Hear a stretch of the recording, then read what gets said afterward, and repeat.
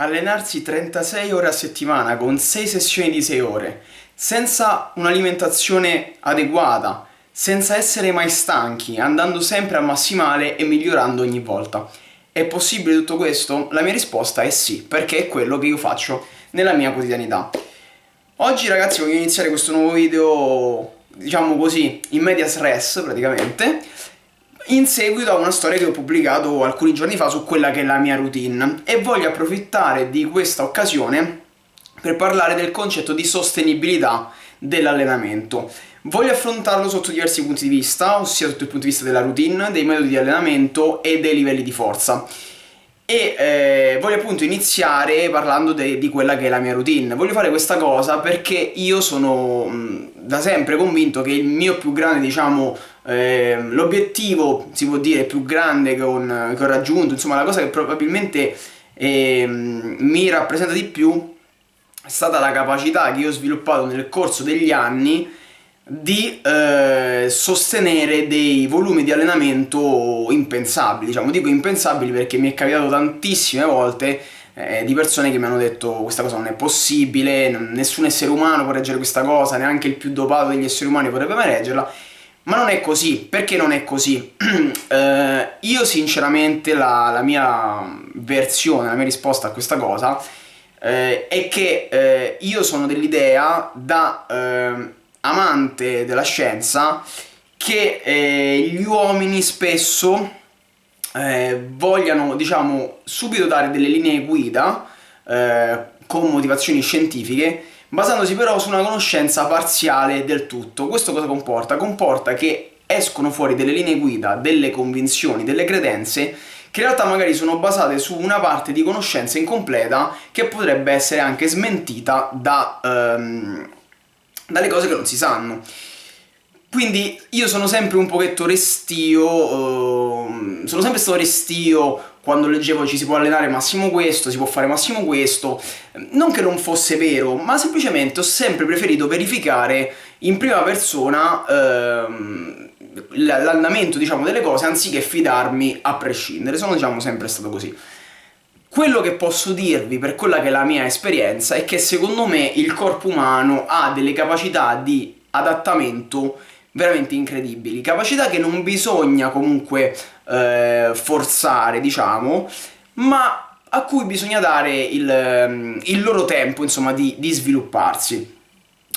Quindi la questione è come ho fatto nel corso degli anni a sostenere tutto questo, facendolo diventare appunto una cosa che non mi causa il benché minimo neanche stress fisico, perché come ho detto non accumulo neanche stanchezza. Poi andremo a vedere nello specifico anche come mi sto allenando, che in realtà è un metodo che dovrebbe portare a una stanchezza devastante, ma questo appunto non accade. Quello che posso dirvi che io ho fatto, che secondo me è la cosa veramente più semplice che si può fare, è stato un aumento progressivo nel corso degli anni del volume di allenamento, partendo da qualcosa che non mi sottoponesse a un sovraccarico eccessivo, nel senso che spesso molte persone hanno troppa fretta all'inizio e quindi partono con magari allenamenti molto lunghi, un sacco di giorni, e quindi vanno subito in una condizione di affaticamento praticamente. Io all'inizio invece mi allenavo, per dire, parlo di quando iniziavo a fare calisthenics, quindi già mi allenavo da un annetto e mezzo coi pesi così. Feci 3 volte a settimana 2 ore allenamento a sessione, che comunque non è poco, ma non è neanche qualcosa di eccezionale, insomma, diciamo che è nella media, insomma, normale. Da lì piano piano iniziai ad allenarmi con i miei amici, iniziai a mettere qualche sessione in più, perché qui ci torneremo anche dopo. Diciamo che probabilmente allenarsi divertendosi ha anche un impatto, secondo me, abbastanza diverso su quello poi che è la fatica accumulata, ok? Perché se noi ci alleniamo sempre magari in un ambiente noioso in cui la cosa ci pesa, ok? L'impatto che questo allenamento ha su di noi può essere più, diciamo, importante rispetto a qualcosa che viene fatto per gioco e di cui non sentiamo proprio il peso. Quindi tra una cosa e l'altra, diciamo, questi allenamenti tra il fatto che appunto mi divertivo con i miei amici e il fatto che volevo allenare sempre più cose, si sono piano piano allungati nel corso del tempo, fino a diventare la situazione di questo specifico momento in cui appunto mi sto allenando anche 6 volte a settimana. Dico anche perché non è una costante, ma semplicemente perché a volte mi serve magari un giorno per sbrigare, diciamo, alcune faccende che uno può avere, insomma, può essere fare la spesa, cose varie, quindi magari mi tengo un giorno, però diciamo che tra le insomma 30 ore settimanali, soprattutto in sessioni da sempre 6 ore, me le faccio comunque. Però appunto è un volume di allenamento che per me è diventato la normalità, ok? Non è qualcosa che io vedo come di gigantesco, diciamo, per me semplicemente è la routine. Quindi la cosa più importante sicuramente è questo, la capacità appunto del dare la possibilità al proprio corpo di adattarsi gradualmente anche a questo. E voglio dire, io ho sempre affrontato questo argomento anche da un punto di vista, diciamo, matematico. Io ho sempre visto, chi ha letto anche il mio libro, insomma, lo sa, moltissime cose del mondo dell'allenamento dal punto di vista puramente matematico. Generalmente si danno delle regole fittizie, secondo me, come del tipo, no, per questioni di magari cortisolo non ci si può allenare più di tot, più di tot. Però diciamo questa visione cronometrata della macchina umana, se vogliamo chiamarla, secondo me è davvero poco realista. Si può parlare magari di efficienza, però non è che oltre una certa soglia diciamo qualsiasi cosa che viene fatta è inutile, qualsiasi cosa che viene fatta è un eccesso o cose del genere. Non funziona così, insomma, la realtà non c'è mai un punto, una soglia netta in cui si passa dal sì al no, ok? Questa è, diciamo, la base, insomma, del tutto, quindi la capacità di adattarsi gradualmente. Per quanto riguarda invece i metodi di allenamento, bisogna anche parlare della sostenibilità dei metodi di allenamento in sé. Cosa intendo per sostenibilità? Intendo la capacità di restare efficienti utilizzando metodi di allenamento, ma anche di non sentirsi schiacciati da questo stesso metodo, ok? Io in questo periodo, come molti sapete, sto usando un metodo di allenamento particolare che è appunto il metodo del moltiplicatore, che ripeto spiego solamente nel mio libro ebook che dir si voglia, insomma. Quindi se siete interessati, visto che è un metodo molto particolare, diciamo avanguardistico anche se posso permettermi, vi consiglio appunto di leggerlo lì. Però oggi comunque voglio fare leva su alcune cose che io ho detto su questo metodo che sono adatte, diciamo, a questo video. Il metodo del moltiplicatore di per sé è un metodo in realtà che nasce per la resistenza, anche se aiuta moltissimo ad aumentare i propri livelli anche di forza, semplicemente per una disposizione particolare delle intensità che lo caratterizzano. Qual è la differenza con altri metodi che io ho usato? Un'altra precisazione: questo metodo comporta il fatto di fare sì set di resistenza, quindi comunque volumi alti, ma di lavorare a massimale. Per questo dico, io lavoro sempre a massimale, ogni serie che faccio è a massimale. Cosa comporta questo rispetto ad altri metodi? Ad esempio, io ricordo quando mi allenavo col metodo Loop e Zavorra. Il metodo Loop e Zavorra, per quanto riguarda guadagni di forza, nel breve tempo soprattutto, è estremamente efficace, perché ti va a sottoporre sempre a dei carichi, diciamo, maggiori, a degli stress importanti. Però è un metodo molto stressante anche dal punto di vista mentale, perché comporta appunto sempre l'utilizzo magari di una loop, di una zavorra più o meno grande, con una disposizione, diciamo, a ramping. Anche l'esecuzione proprio degli esercizi a volte è scomoda con questa loop e zavorra insieme, perché uno magari non sa dove mettersi i dischi, perché l'elastico non è in una posizione adeguata. Insomma, è faticoso da portare avanti.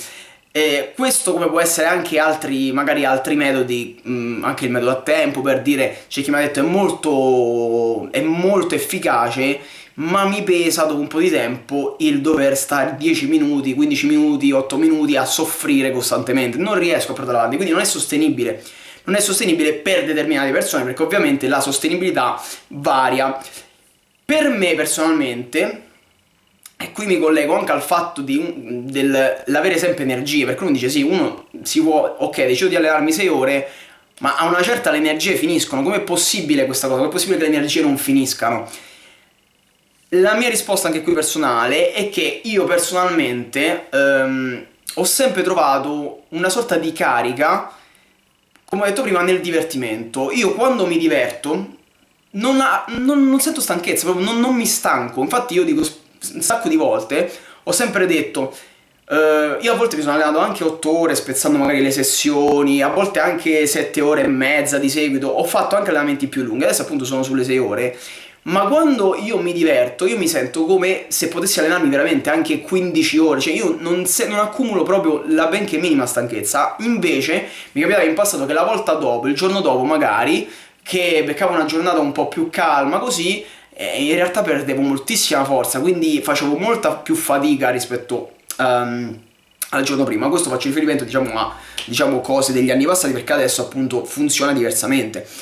E quindi questo, il divertimento personalmente è la motivazione che rende sostenibile a livello energetico il tutto. Io ho la fortuna di provare divertimento nel miglioramento.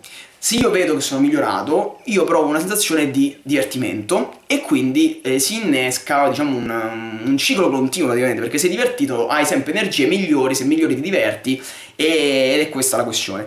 Perché il metodo del moltiplicatore, sebbene sia estremamente tassante ipoteticamente a livello fisico, dato che comporta comunque di lavorare al massimale, non mi causa appunto un sovraccarico a livello di stanchezza? Perché il metodo del moltiplicatore è un metodo ad altissimo diciamo ad altissima percentuale di successo. È veramente difficile fare una sessione negativa con questo metodo. Può capitare magari un esercizio negativo in una scheda, può capitare anche la giornata negativa, ok, ma è veramente molto molto molto raro. Vi dico, io personalmente sono mesi, forse appunto è 1 anno e mezzo che faccio questo metodo, adesso non ricordo bene tutto questo arco, ma forse è 1 anno che non faccio una sessione negativa, diciamo, ok?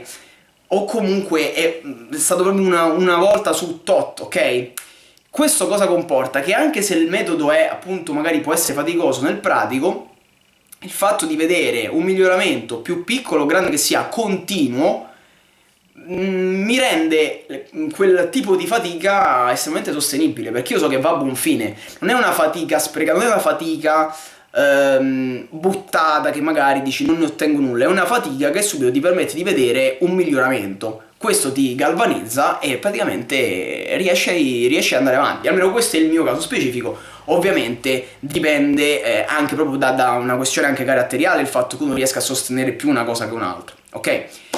Per quanto riguarda invece, ultima cosa di cui volevo parlare oggi, la sostenibilità dei livelli di forza, cosa intendo per questo? Con dei metodi molto stressanti, diciamo, in cui si lavora appunto a basse rep, carichi importanti, come può essere anche il metodo Lopez-Zavora e cose varie, io ho sempre avuto l'impressione che come se quel livello di forza fosse mio, ma non completamente. Mi spiego meglio. Quando ero abituato al Lopez-Zavora, ad esempio, se avevo un certo massimale, per arrivare a toccare quel massimale dovevo ottimizzarmi al massimo, quindi dovevo fare appunto magari il riscaldamento con Lopez-Zavora e cose varie, dovevo comunque stare in una diciamo questo massimale pesante, difficile, dovevo stare in una condizione anche mentale specifica, insomma c'era un bel lavoro dietro da farci, e questa cosa ovviamente poteva anche avere degli sbalzi. Generalmente, insomma, lo sappiamo, la forza massima ha degli sbalzi più o meno grandi. Comunque quando parliamo appunto di sforzi di questo tipo, ci andiamo comunque a parlare di qualcosa che non ci viene naturale, ok? Un qualcosa di tassante. Questa cosa può essere sostenibile nel corso del tempo? Sicuramente, perché ci sono tantissimi atleti che allenano diciamo intensamente appunto la forza anche sotto questo punto di vista. Io per anni insomma ho allenato, diciamo, la forza massima nello specifico. Però il riscontro estremamente positivo che sto trovando adesso, per dire, con quest'altro metodo, che ripeto è un metodo per la resistenza, che aiuta anche per la forza, sta proprio in questo. Un massimale di forza ottenuto con questo tipo di metodo rende questo massimale un massimale raggiunto tramite un metodo, diciamo, non efficiente per quello, ok? Quindi è come se non ci fosse stato un peaking vero e proprio per raggiungerlo. Questo cosa comporta? Vuol dire che quel massimale di forza tu bene o male lo hai da non ottimizzato, e quindi è molto più probabile che tu lo abbia praticamente sempre, o che comunque l'oscillazione sia molto minore rispetto a prima, ed questo è uno dei più grandi miglioramenti che io ho notato da quando uso questo metodo. È proprio, come dico sempre, la resistenza alla fatica, che è una cosa che questo tipo di metodo ti porta ad ottenere, e la resistenza alla fatica si diciamo trasforma anche in una maggiore sostenibilità di quello che fai, ossia sebbene, ti ripeto, ci siano sempre delle variabilità, perché il metodo stesso prevede una variabilità di intensità, quello diciamo che riesci a fare oggi è come se tu riuscissi a farlo praticamente in qualsiasi condizione, sei molto più padrone di quello che ottieni. Quindi cosa succede? La risposta a tutta questa domanda: come è possibile riuscire a sostenere tutto questo? Nel corso degli anni c'è stato un aumento graduale in cui è stato incorporato, poi appunto sono stati incorporati metodi diversi, chi più che meno diciamo che erano riusciti a darmi una sostenibilità più o meno maggiore per la questione appunto di come proprio sono fatto io anche a livello caratteriale, e in quest'altro caso i livelli di forza raggiunti sono raggiunti con un metodo che non è basato, diciamo, non ha come primo obiettivo l'aumento di forza, e quindi quello che viene raggiunto è estremamente più sostenibile. Se mettete tutto insieme avete quindi questa routine, diciamo, gigantesca, ma che in realtà non causa alcuno stress. Questa quindi è la risposta. Capisco che è un qualcosa di molto complicato, ho anche cercato di compattare alla grande in questi minuti, ma questa è la questione secondo me, ragazzi, nel senso, non bisogna, come dico sempre, bisogna prendersi il tempo per arrivare a fare certe cose. Vi ricordo che io comunque mi alleno da 12 anni, 10 anni nel calisthenics, ma comunque non bisogna neanche porsi dei paletti, diciamo, a priori, cioè partire con l'idea una persona si può allenare massimo 2 ore e mezza, perché è sbagliato. Perché magari il giorno che arrivate a 2 ore e 31, allora avete cioè 2 ore e mezza sì, 2 ore e 31 no, cioè non si possono applicare secondo me questi ragionamenti in questo modo alla realtà. Si può parlare magari di fasce orientativamente, fasce magari di tempo in cui uno può perdere efficienza, ma anche lì vi direi no, perché io personalmente non noto cali di efficienza nel corso delle 6 ore ormai, perché sono molto abituato. Quindi questo è il mio invito, insomma, ponetevi sempre comunque con occhio critico verso le cose e cercate, insomma, di non, anche di sperimentare poco in questi ambiti come risponde il vostro corpo, ma sempre, mi raccomando, con accortezza, con calma e soprattutto con la testa. Detto questo, ragazzi, ci vediamo in un prossimo video. Ciao a tutti!